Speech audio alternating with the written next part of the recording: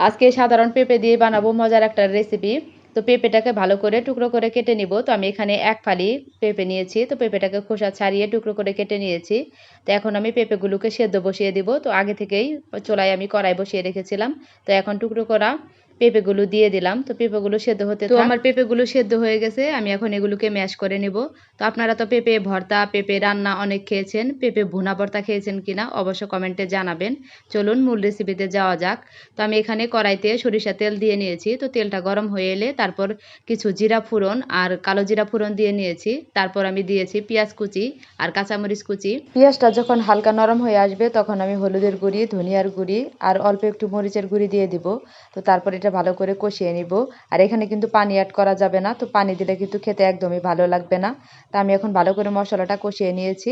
তারপর আমি এখানে ম্যাশ করা সেই পেঁপেগুলো দিয়ে দিচ্ছি। তো পেঁপেগুলো দিয়ে ভালো করে মিশিয়ে নিব।